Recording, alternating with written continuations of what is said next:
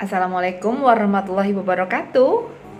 Masih berjumpa kembali bersama saya Monik Ani Putra di dalam channel Couple Tabligh.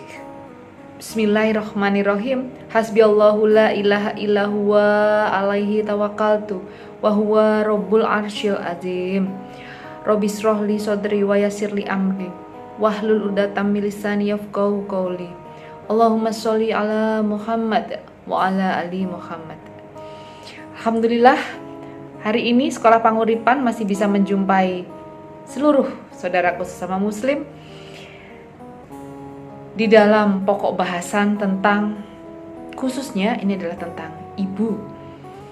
Walaupun sebenarnya kita bicara tentang orang tua, tapi ini mungkin khususnya ibu. Karena kita tahu bahwa ibu itu doanya terhadap anaknya itu sangat makbul, tidak terhijab oleh apapun. Seperti halnya doa Nabi kepada Sang Khalik. Nah, pada kesempatan kali ini kita akan membahas tentang ternyata dalam Islam melarang, bahkan sangat keras melarangnya bagi orang tua untuk menyumpahi anaknya. Jadi jangan sampai kita sebagai orang tua, terutama ibu yang makbul doanya, jangan sampai kita menyumpahi anak kita. Seberapapun besarnya kesalahan mereka, jangan pernah keluar kata-kata atau sumpah terhadap anak kita ataupun doa yang buruk kepada anak kita. Seemosi apapun, jangan sampai kita melakukan hal itu. Redamlah emosi kita. Seperti yang lalu sudah pernah kita bicarakan, apabila di dalam keluarga itu ada atmosfer asma Allah di situ, pasti akan timbul sakinah, ketenangan, di mana para anggotanya saling memaafkan. Ada 4 saling ya, saling memaafkan, saling menghormati, saling memaafkan. Sadarilah bahwa kita semua walaupun punya kedudukan sebagai orang tua, kita juga manusia yang pasti tidak luput dari kesalahan. Mungkin kali ini anak kita yang memiliki salah seakan-akan sangat besar kepada kita, tapi mungkin esok hari kita yang akan membuat anak kita sakit hati. Maka sadarilah hal itu. Apabila itu sudah kita tanamkan di dalam mindset, dan juga yang penting adalah sebagai orang tua, milikilah cinta tanpa syarat kepada anak-anak kita. Jadi jangan sampai kita saat mencintai anak-anak kita tuh mengharap apa? Apa saja. Saya melakukan ini kepada anak saya supaya anak saya nurut sama saya. Saya sudah melakukan sedemikian rupa, kenapa anak saya tidak sayang pada saya? Kenapa anak saya begini? Kenapa anak saya begini? Kenapa anak saya begini? Apabila anak kita melakukan satu kesalahan, keburukan, naudzubillah min dzalik ya, maka yang harus kita lakukan sebagai orang tua adalah introspeksi diri. Marilah kita mundur sejenak lalu kita berkaca. Apakah memang anak kita itu melakukan itu hanya karena mereka sendiri, atau justru kitalah pemicunya? Mungkin kita bisa mulai berpikir ke arah sana, gitu ya. Jangan hanya berpikiran negatif saja. Cobalah kita untuk berkaca, mengintrospeksi diri. Seperti halnya Rasulullah SAW yang sangat mengecam apabila ada orang tua yang melaknat anaknya saat dia emosi. Sang Rasul pernah berkata, janganlah kalian menyumpahi diri kalian sendiri. Jangan pula menyumpahi anak-anak kalian. Dan jangan menyumpahi harta-harta kalian. Agar doa tersebut tidak bertepatan dengan saat-saat di mana Allah memberikan dan mengabulkan doa serta permintaan kalian. Dalam hadis tersebut Nabi melarang para orang tua melaknat anak-anaknya. Apabila sampai itu dikabulkan oleh Allah, dijamin orang tua itu pasti akan menyesal. Penyesalan yang amat sangat. Loh, kok bisa begitu? Jangan khawatir. Allah pernah berfirman tentang hal itu di dalam surat Al-Isra ayat 11. Yang artinya, dan manusia mendoa untuk kejahatan sebagaimana ia mendoa untuk kebaikan. Dan adalah manusia itu bersifat tergesa-gesa. Makanya, jadi orang jangan mudah emosional. Jangan mudah tersulut emosi. Ya, caranya gimana? Berzikirlah dalam segala situasi. Setiap waktu berzikirlah. Habiskan waktumu untuk berzikir, bersolawat. Karena hanya dengan itulah kita memiliki tali kekang.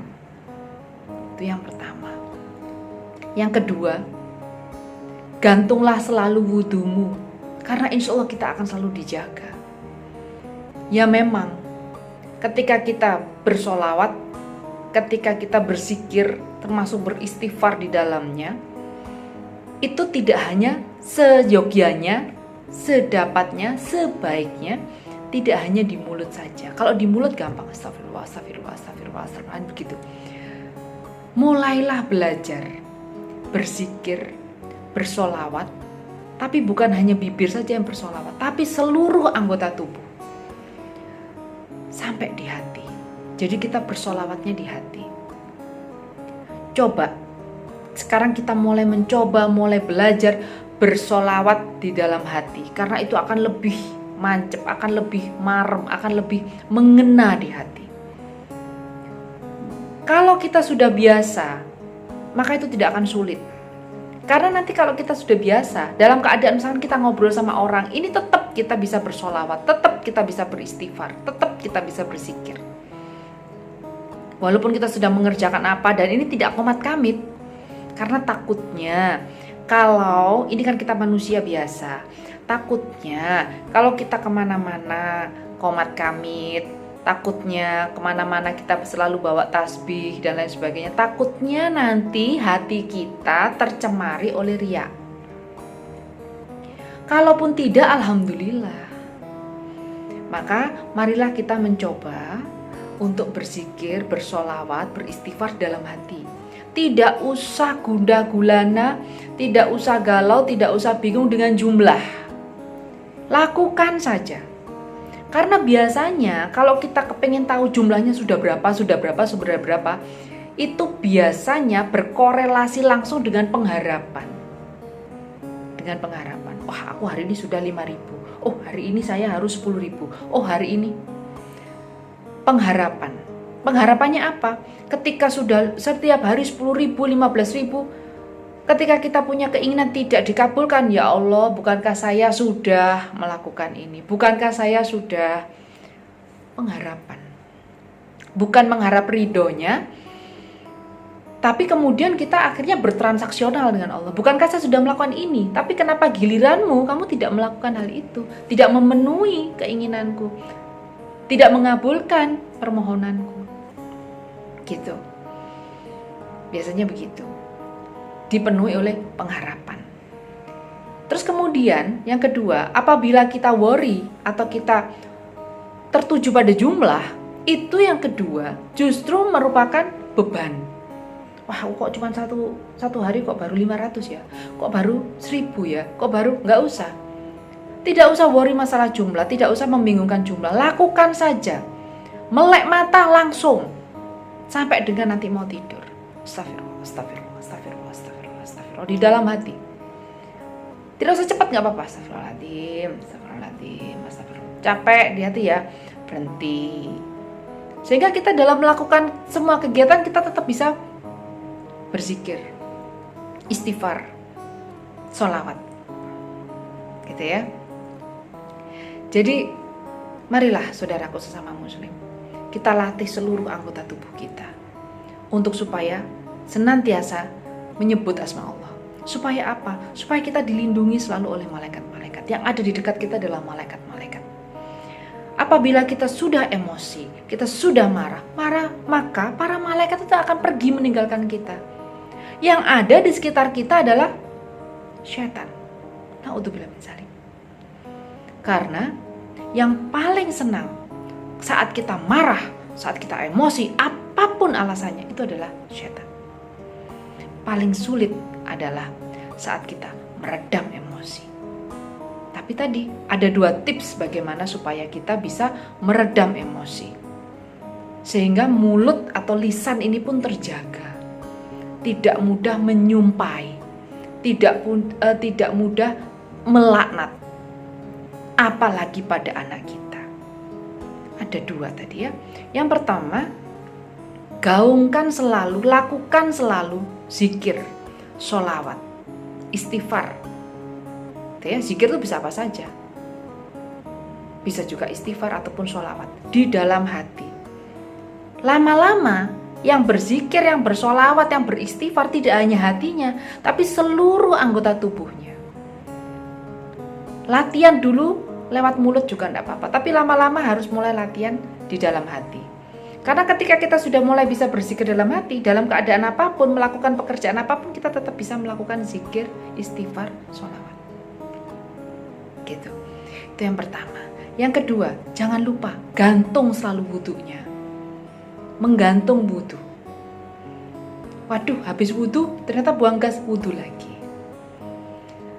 Bisa ala biasa, tidak ada yang sulit selama kita mau berusaha dan memohon kepada Allah.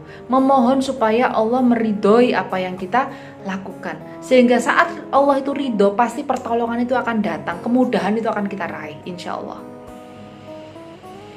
Baik saudaraku sesama muslim, demikian Sekolah Panguripan kali ini yang membahas tentang betapa Allah, betapa Islam tidak menyukai saat kita melaknat anak kita atau melaknat siapapun, menyumpahi siapapun.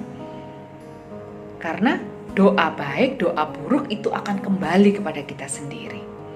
Dan semuanya, yakinlah bahwa semua ada perhitungannya. Tugas kita hanya 2. Tugas kita hanya 2. Mendoakan dan memaafkan. Mendoakan dan memaafkan. Hanya itu saja. Sebagai umat manusia, mendoakan dan memaafkan. Yang mana mendoakan dan memaafkan itu sebenarnya hanya satu tujuannya, yaitu memberi. Maka tugas kita di dunia ini hanya satu, memberi.